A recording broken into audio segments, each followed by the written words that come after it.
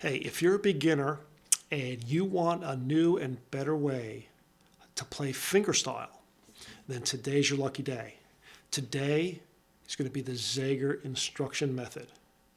Denny Zager himself has allowed me to show this to you. So get ready for a new concept, a new revolutionary concept in learning fingerstyle guitar coming up.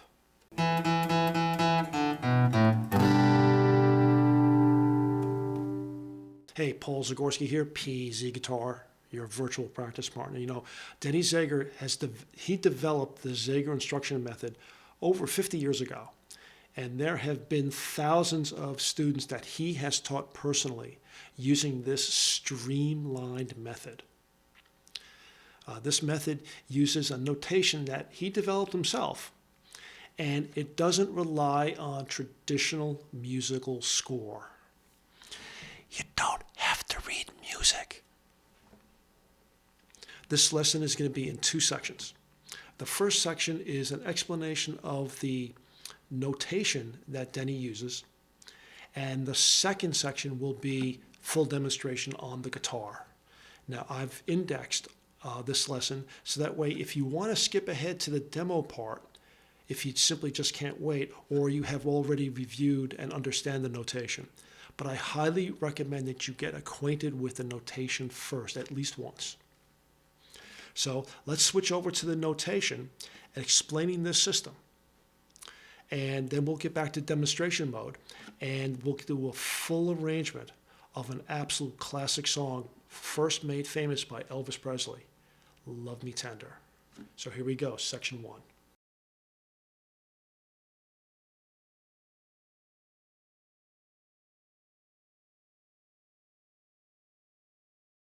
So the Zager notation, it may look like a conventional tablature, but it isn't tablature. The Zager notation is designed for actually playing music. This is a full arrangement of music. It includes melody lines, it includes bass or harmony, it includes rhythm and timing elements, chord structures, and overall sequences. And it also contains, if need be, a counter melody.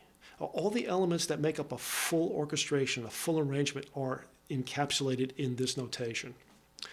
And this notation is also simplified so that it's not overwhelming like a traditional musical score is. This method and this notation, it focuses on music. And one of the benefits of that is that you're going to help develop your ear. You're going to be able to hear the sonic aspects of what you're playing rather than trying to translate. Okay, I got these notes on a score. That's the C, the E. Okay, that's a C chord. Okay, now I have to play which fingers go here, and trying to do that all in time and in rhythm with the next note. It's not that. This tells you exactly what to do very simply, very clearly. This method uses fingerstyle. It uses your thumb, your index, your middle, and your ring finger, rather than using a plectrum or a pick. And if you're playing an acoustic guitar or an electric guitar, doesn't matter. The application is identical. It's the same. So for you electric folks out there, think Lindsey Buckingham, Fleetwood Mac fame. Think Derek Trucks. Think Robbie Krieger of The Doors. Think Mark Knopfler. Think Jeff Beck. And for you acoustic fans, think Tommy Emmanuel, certified guitar player. James Taylor, Leo Kottke, Richard Thompson. And think Denny Zager. You know, he was a proponent of fingerstyle, and he developed this system. So yeah, you got to think Denny Zager too. So let's take a closer look at this Zager instruction method. So there's a couple of assumptions that are part of this. And assumption number one, that your guitar is set up correctly. A good setup will enhance your ability to learn and to play with good results. To make sure that the neck isn't bowed in or over or bowed out, that the string heights are just right, that you have good strings, that everything is nice and tight, and it's just a good setup on the guitar is very, very important. Assumption number 2 is that your guitar is going to be tuned to standard tuning. That's E-A-D-G-B-E, Eddie 8 Dynamite, Goodbye Eddie. Now, I have a video on how to tune your guitar. Please take a look at the video description down below for a link for that video. Please look at that video if you need that for reference or a general how-to. Assumption number 3, that this guide is basically written for a conventional right-handed player. The right-handed player, uses the right hand to pluck the strings, the left hand to form chords or to fret a particular note. If you are left-handed, it's just everything just swap left hand for right hand for left hand, but everything else, all the other references, the diagrams are all the same. Assumption number 4, and the last assumption, is that you will eventually need to memorize chord shapes for your left hand, and you're going to need to memorize the fretboard, the notes on the fretboard, at least up to like fret 4 or 5. And I have an absolutely great series, a playlist on how to memorize the fretboard. That will also be in the video description. But as far as the reason why you need to know the fretboard, well, I will illustrate that a little bit later. So in a typical Zager arrangement, you're given 2 main pieces of information: what to do with your left hand on the fretboard and what to do with your right hand on the strings. So stage 1, let's think about the left hand first.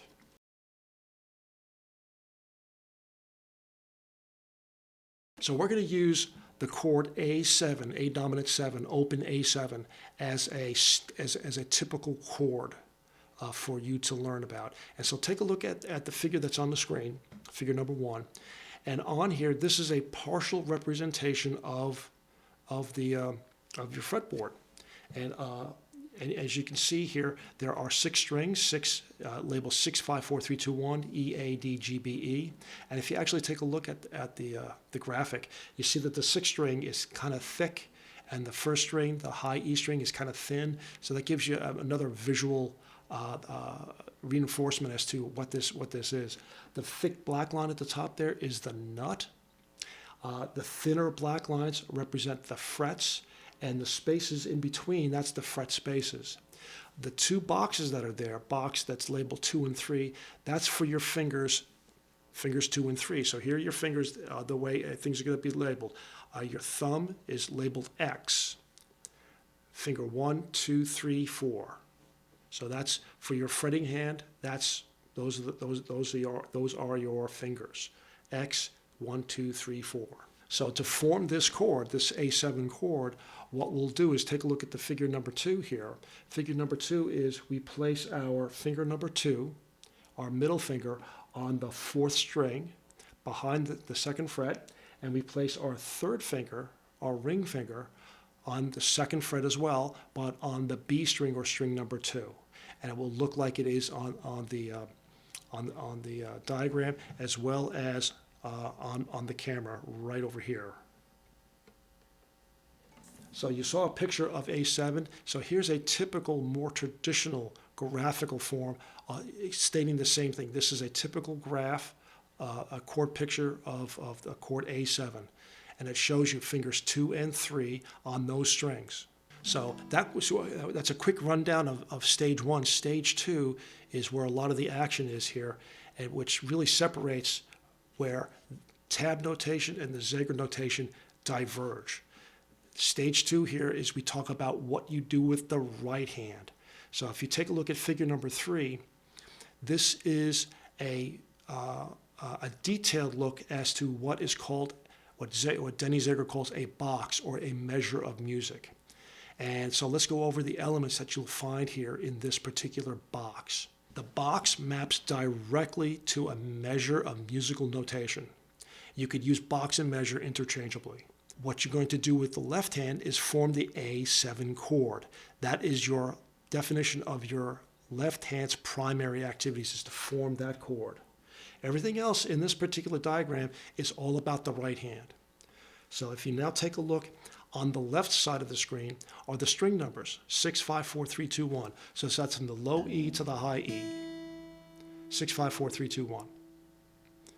So at the bottom are the rhythm movement numbers, and Denny labels them 1 to 8. So there, in this particular case, there are 8 rhythm movements within this measure of music. It's analogous to 1 and 2 and 3 and 4 and 1 and 2 and 3 and 4 and 1, 2, 3, 4, 5, 6, 7, 8, 1, 2, 3, 4, 5, 6, 7, 8, 1 and 2 and 3 and 4 and. It's the same thing, but Denny likes to keep things simple here, so he just calls them rhythm movement 1 through 8. And so on rhythm movement number 1, it's telling you what you're going to be doing with your right hand, what strings you're going to be picking. And as you remember, on your picking hand, X is the thumb, fingers 1, 2, 3.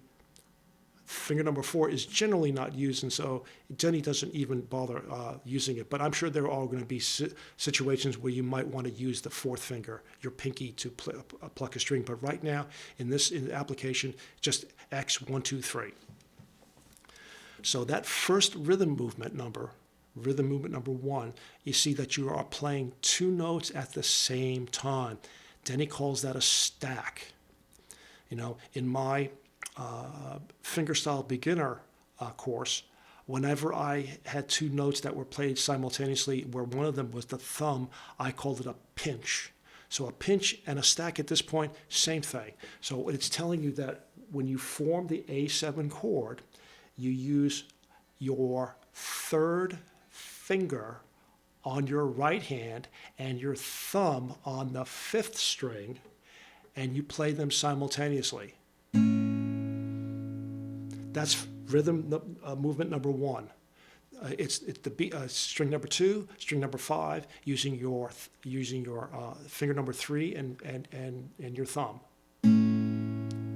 That's rhythm movement number 1. Now, immediately following that is rhythm movement number 2, where I'm only going to be playing my finger number 3. So that will be, again. So that's rhythm number 1 and 2. Rhythm movement number 3, I'm now going to use my index finger on string number 4 and pluck that string. And then rhythm movement number 4 is going to be my finger number 2 on string number 3, the G string. And then for rhythm movement number 5, I have another stack. In this case, the first stack was strings 2 and 5. This time it's going to be strings 2 and 6. But otherwise, it's the same fingers. And followed up by index finger on string number 4 for rhythm movement number 6. And then on a stack here, and this time the stack is not really going to be a pinch, but I'm going to be using my fingers 2 and 3 at the same time on the respective strings 2 and 3. So if we were to play all of that together very slowly, it would be like so.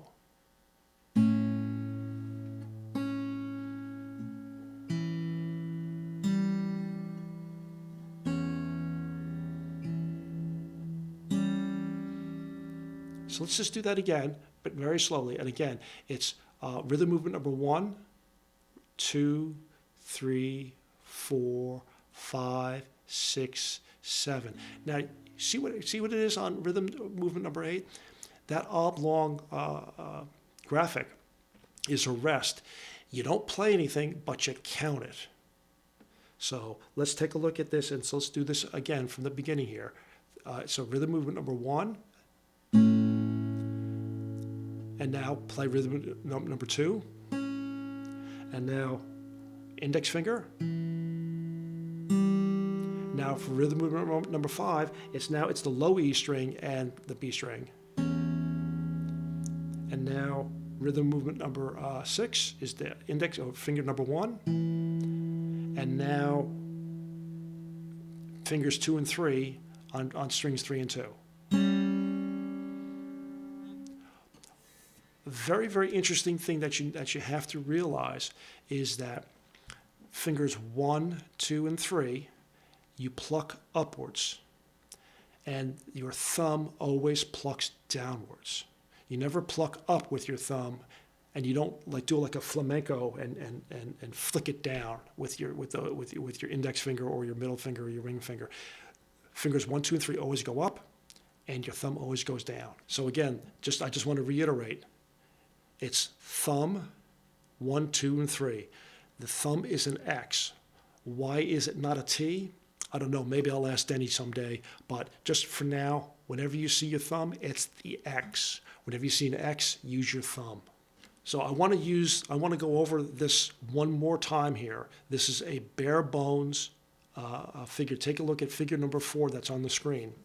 And here you have a definition of what your left hand does and what your right hand is going to do. If you notice, the string numbers are now disappeared, and the rhythm movement numbers have disappeared, and the text inside that oval where it used to say rest is disappeared, but everything else is just there. There are still the same 8 rhythm movements, and the strings are still there. So again, you form the A7 chord. That defines what your left hand does, and everything else on this graphic is what your right hand does. So you do start off with a stack, and then you use that B string again, string number 2, and then it's your index, your middle, and now another stack, rest. 1, 2, 3, 4, 5, 6, 7, 8. And then you go on to the next box, to the next measure. Do you remember before when I said that you're going to have to memorize the fretboard, or at least, the first 4 or 5 frets on assumption number 4? Well, here's why. It's because during playing of a song or a piece of music, sometimes it calls for a note that is, quote, outside of the called out chord. So if it's not part of the chord grip, you're going to have to do some alterations on the fly. And in the Zager notation, that's called a label. A label is a very transient thing. It lasts for one rhythm movement, and it tells you what note you should play and what finger on your left hand you should play it with. So that's why it's important to understand where the notes are on the fretboard. So figure number 6 is a completed box or measure of music that actually has alterations to the chord and what you have to do. And you can see that there are 2 labels there. There's a label that's associated with rhythm movement number 1, and there's an alteration or a label that's with rhythm movement number 5. So what does that D3 mean? Well, the way you read that is that the D3 is for that note that it's pointing to. In this case, for the note that is normally played on string number 2, on rhythm movement number 1, I have to play the note D. And you're going to play it with your 3rd finger. It's not that you're going to be plucking it with your 3rd finger, which you're going to be doing anyway, but you're going to be using your 3rd finger to find and play and fret the note D. That's why you need to know where the fretboard is, what your neighborhood is. Similarly, on rhythm movement number 5, instead of playing the typical A7 chord, the O stands for open. So the open is actually kind of a gimme. And instead of fretting, you're putting your 3rd finger down on string number 2, you simply lift off your finger and you play that string open. So that's kind of a gimme. So there you don't have to know anything. You just have to know how to lift off your finger. But on rhythm movement number 1, you got to know where the note D is. So if you take a look at finger number 5 is for stage 3, as we're beginning here, the note finder. So this is just a partial representation of your entire fretboard. And so if you take a look at string number 2, typically when you are playing the chord A7, you're going to be playing the notes E and C sharp. But you need to play the note D instead of the C sharp. And you're going to have to do it with your finger number 3. So if we continue that, so take a look at your screen now. And so typically when you are playing the E7, your fingers 2 and 3 are covering the E and the C sharp. But I have to play the note D with your 3rd finger. The note D is on the 3rd fret, not on the 2nd fret, it's on the 3rd fret. So in order to play that with my 3rd finger, that's the new chord grip that you have to do on that particular chord. You leave your finger number 2 where it is, and you have to slide your finger number 3 up. So for that particular box, for that measure, I start off with a label. So I have to pre-position my chord grip accordingly. And then that label only lives for that rhythm movement number 1. So after I play that stack, I have to move my finger back down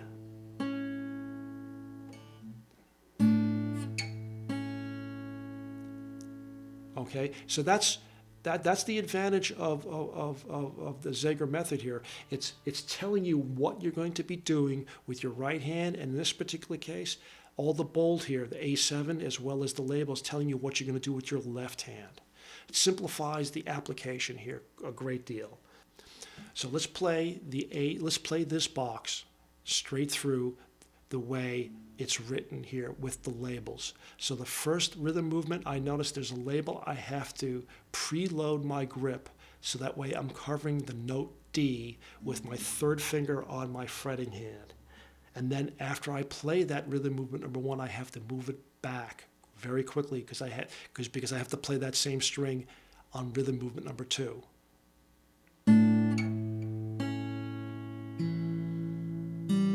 Now I lift off my finger .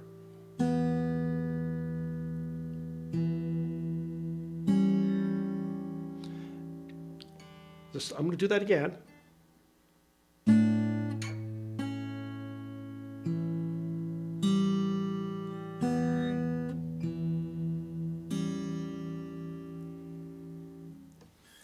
So that's how you interpret labels. Labels last for one rhythm movement. If they last for two rhythm movements, it will say so. It will indicate that clearly for you. But right here in this example, there are two labels. It's on rhythm movement number 1 and rhythm movement number 5. Okay, with that, all that information, section 1, 2, and 3, let's do a playthrough of Love Me Tender all the way through. Okay, so you'll see each box on the screen, and we'll play it. We'll do it a few times, nice and slow, and then at the end, I'll do a playthrough that you can go through and go through. My suggestion is play slowly. Control first, speed will come later. But consistency is key here. If you have a slow cadence, 1, 2, 3, 4, 5, 6, 7, 8, then that's fine, because eventually that will turn into 1, 2, 3, 4, and eventually that'll be 1, 2, 3, 4, 5. And speed will come later, but right now you got to get used to what these, this notation looks like, and the notion that it's not just going to be a static chord grip. I'm going to be moving things around here a little bit. So here we go.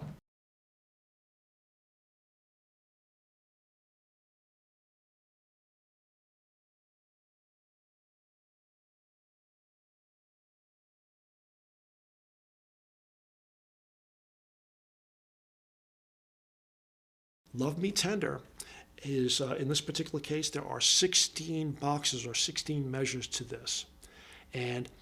But you don't have 16 different things. There are very, very similar boxes. As a matter of fact, some boxes are duplicates. So you don't have to learn 16 different things. So let's start off with box number 1. box number 1 starts off with a D, O, S. O, S is Denny's way of saying, and probably the more traditional way of saying, D open string, or open D, or D. So we form our D chord. And so we start off with a stack with your third finger and your thumb.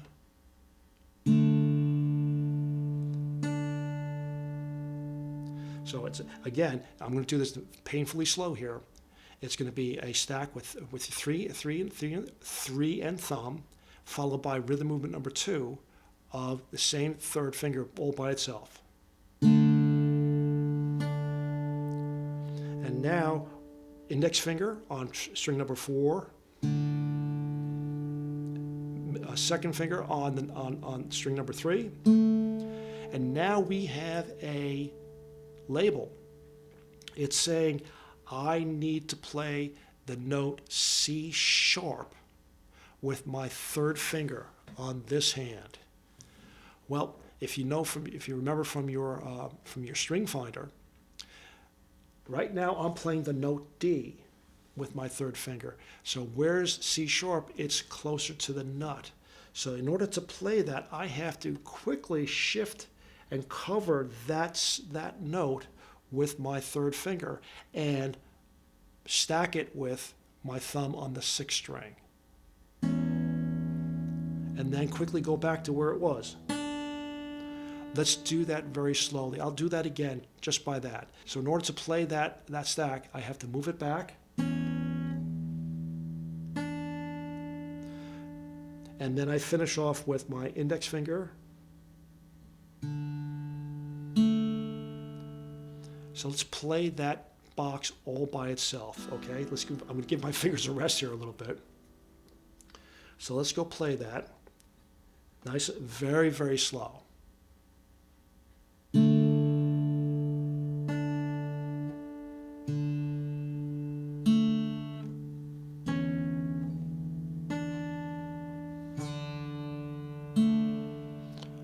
I'm going to do that box 3 more times. You ready?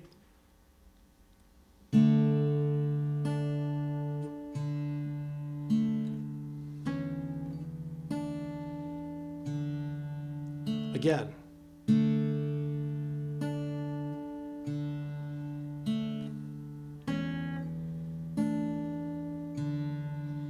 Again.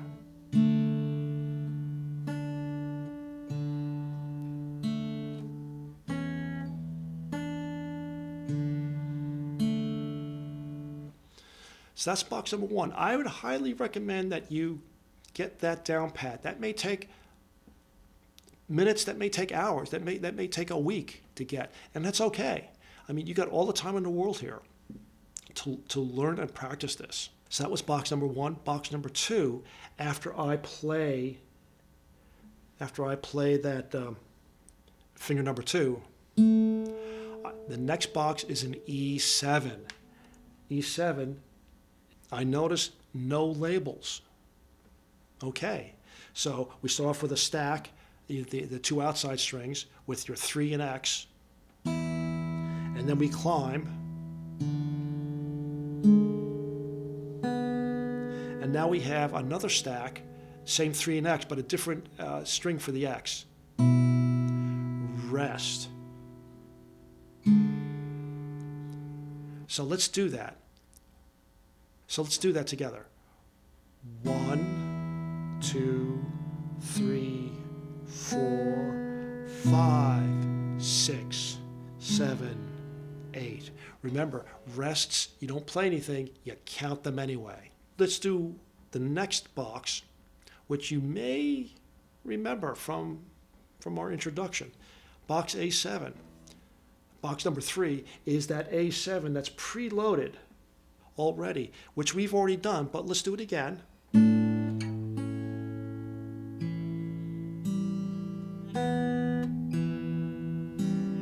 Rest. Let's go to box number 4, measure number 4, and we're back to our D chord again.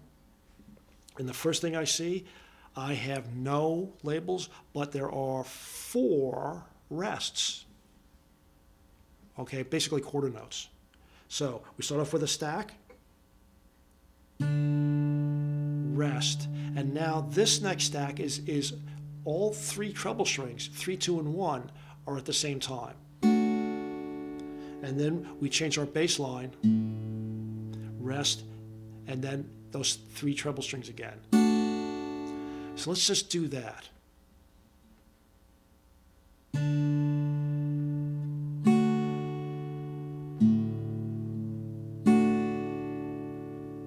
A few more times.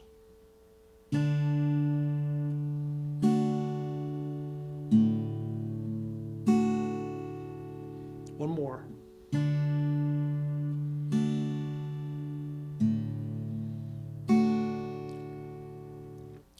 That may be something that you may want to try and practice even without using any chords, and that is, that particular stack where you have 3 fingers going at the same time and they pluck upwards.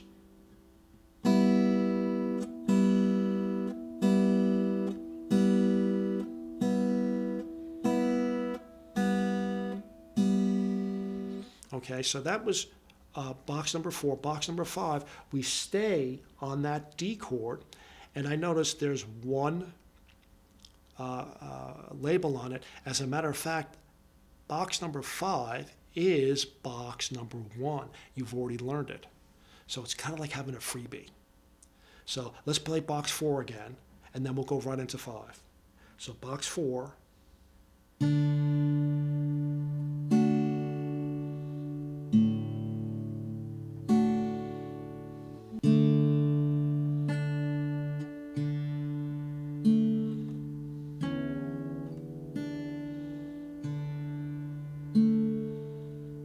Box number 6.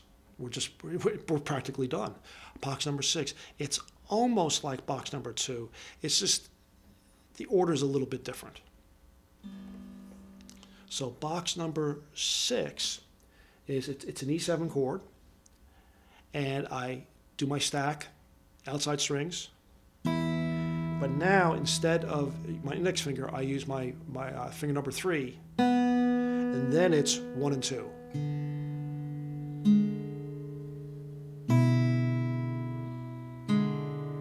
So it's the same but different.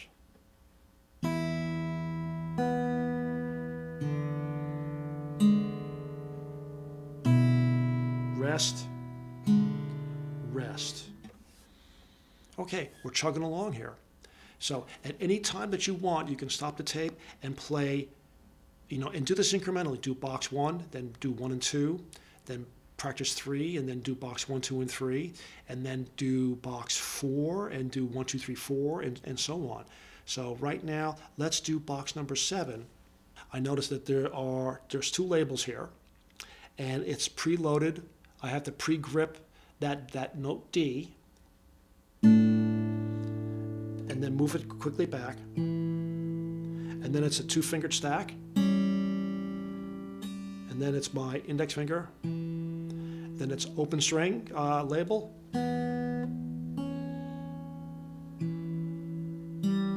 let's do that one again, okay? So we are preload,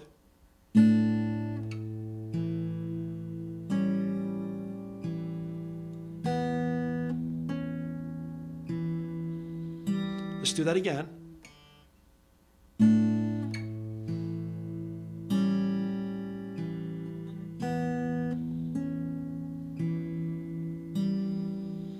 And now box number 8. We've done box number 8. It's that D with the 3-fingered stack. Rest, rest, rest. So let's give our fingers a little bit of a break here, or at least give my fingers a little bit of a break here. So we're halfway done of the song here. So let's just do that first half right here and now. Let's just get that rhythm going.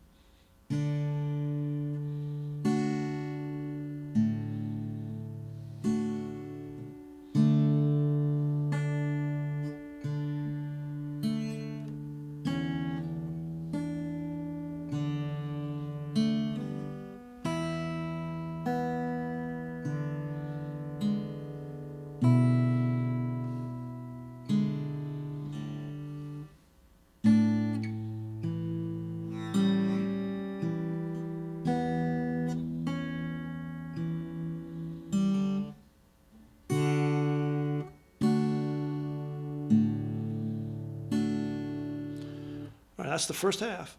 Now we stay on the D chord again, and I see there's no labels here, so everything is straight through.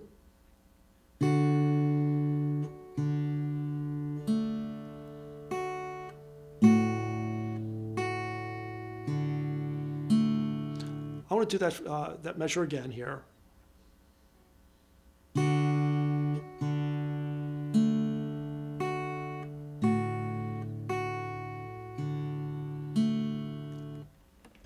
You may find it unusual that you're playing, you're droning on that string number 1 for 3 consecutive notes. But when you intersperse it with a bass line in between, it works out quite well. So now, box number 10, D major 7. D major 7 is a chord that you may not be terribly familiar with. It's a fairly easy chord to play.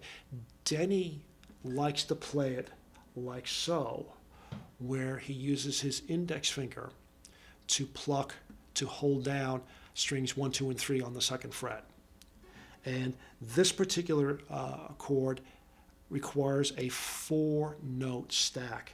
So I'm going to be using my finger number 3 on string number 1, the next middle finger, finger number 2 on the next string, index finger, finger number 1 on the 3rd string, and my thumb is going to be on string number 4. Now, in order to do this, whenever you have a pinch, as I like to call it, where I'm using my thumb and my index finger, it's important that you do not play it like this. You have to have some clearance between the two.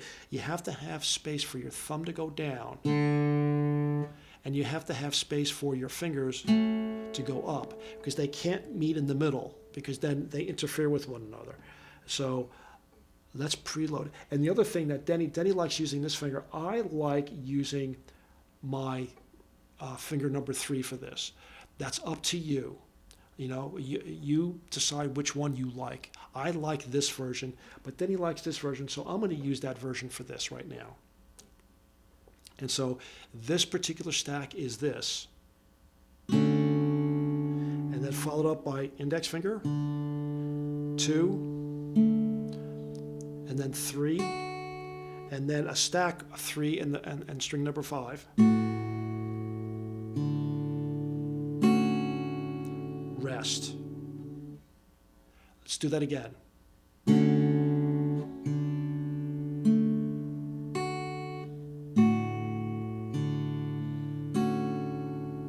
Rest. Pretty chord. Major 7 chords, by their nature, are very pretty. Box number 11, to me, is one of the more difficult, but it's certainly doable, and especially with the little trick that I use that I'm going to give you, and you can evaluate whether it will work for you. So G major 7. Well, the G major 7, in order to play the G major 7, is finger number 3, then finger number 2, and finger number 1 on the opposite end of the fretboard here, on string number 1 on that 2nd fret. So in order to do that, I have to really twist my hand over in order to play that, and it's going to be the first 3 strings and the low E string as a 4-note stack. Again, it's a very pretty chord. But one of the things that I found when I was first playing this, using this method and keeping my fingers static, was that I was unintentionally muting out strings.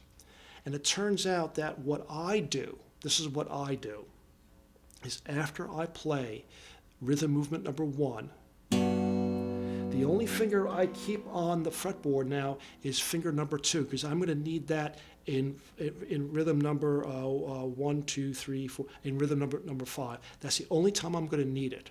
But everything else is going to be open strings. So if I'm going to play this note, I'm going to play this again, rhythm movement number 1. Everybody comes out of the pool except my 2nd finger, and then I continue on. The next rhythm movement, it's a label for open, And now I'm going to use my pinky because it says I have to play the note D on the second string with my fourth finger.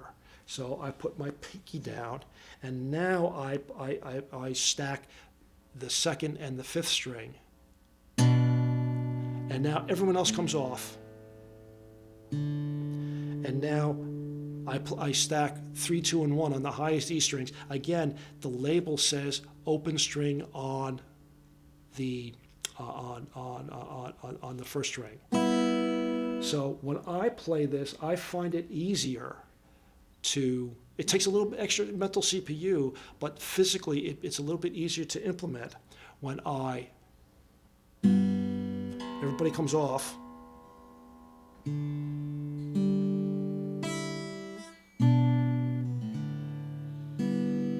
Rest. That's the way I do it.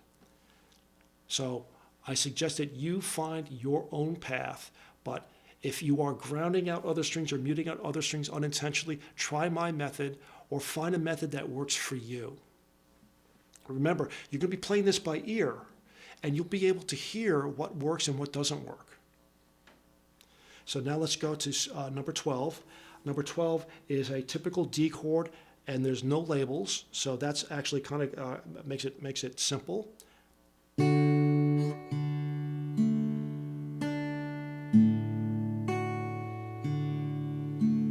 It's one of my favorite boxes, one of my favorite measures on this there, because it jumps all over. You're skipping strings, and it just has just a wonderful tone overall.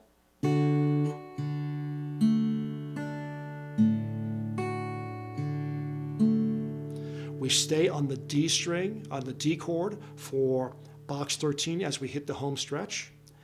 And I noticed that there's going to be one label in this, so we'll talk about that when we get there. So we start off with a stack, rest, a 3-note stack, and now we hit the third, we pluck with our third finger, and then we have to play the note G on that.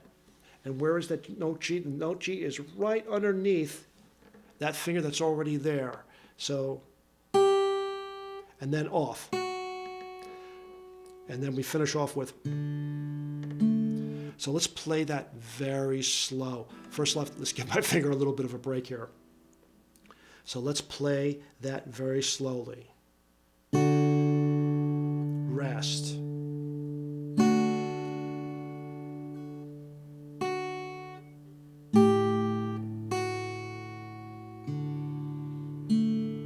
Did you hear that? You know, that.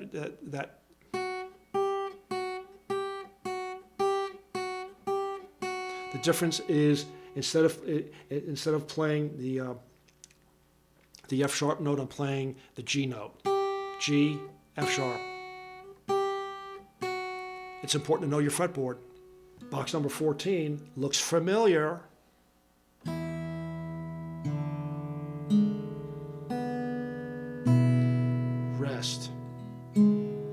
Rest. Box 14 is the same as box number 2, way back at the top. And now, second to last measure here, and I see that it's the A7 that's you have to have a pre-grip for that label, so we know what that's going to be like.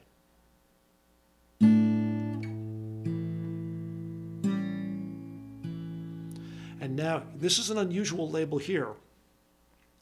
The unusual label here is saying you have to play the F sharp note with your third finger on the first string. Well, right now my third finger is busy on the second string, but it's saying to play it on the first string. So what do? I have to move it to an adjacent string. So that's okay. So let's do that from the start again.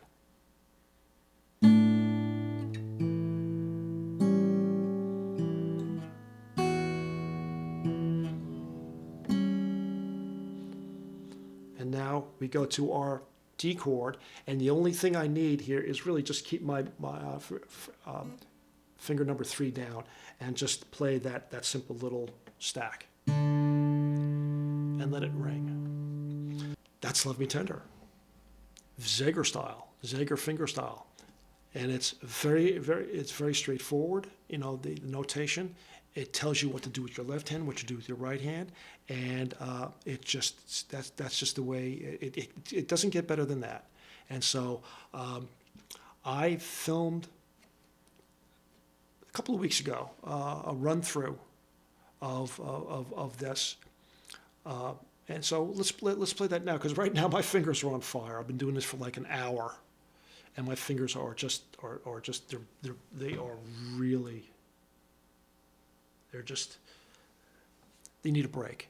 So I hope you enjoyed it, and so let's go watch the playthrough.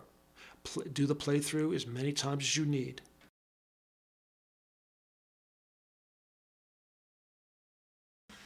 Okay, it's time for Love Me Tender.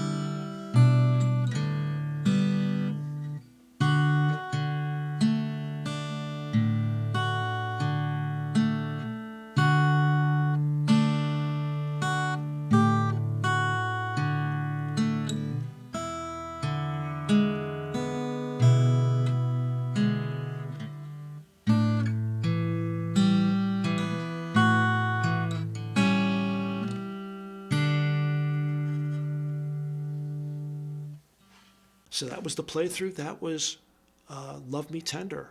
That's the start of your Zager Instruction method journey. I want to thank Denny Zager. I hope I did you proud. I hope that you can allow me to continue doing this. I have more things planned. It's a wonderful system. It's a different system. It's revolutionary. It's straightforward. The good things about the Zager method, let's say over tab, is it tells you what to do with your left hand and tells you what to do with your right hand.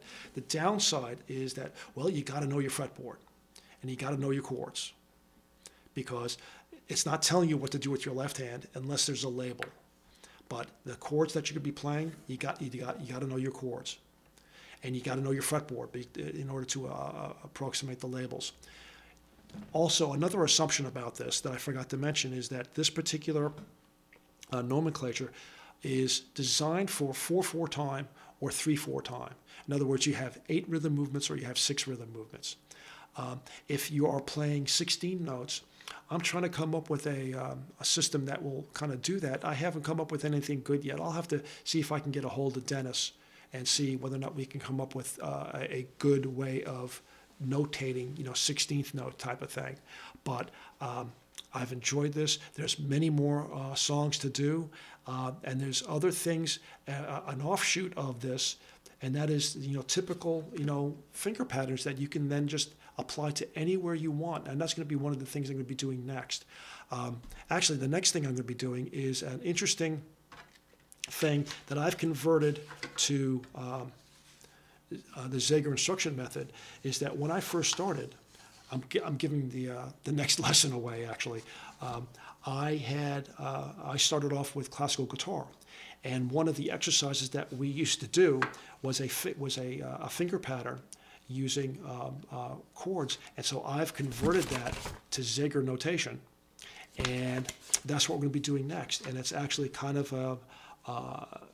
it's a great little exercise, and it's kind of musical at the same time, and which makes it even better. And it's very, very concise in terms of its notation. So that's going to be next time. Until then, I hope you've enjoyed this lesson. Leave a comment. That's vital. Subscribing is also kind of important, but leave a comment. Let me know if you liked it. Hit the bell for notifications, because I do post quite frequently, I hope, at least once a week. And I hope to see you soon, and keep practicing, and welcome to the Zager world. Zager guitar. Use the peek and poke around on my affiliate link for Zager guitars. These guitars are phenomenal. But Zager Instruction method. Welcome to the world.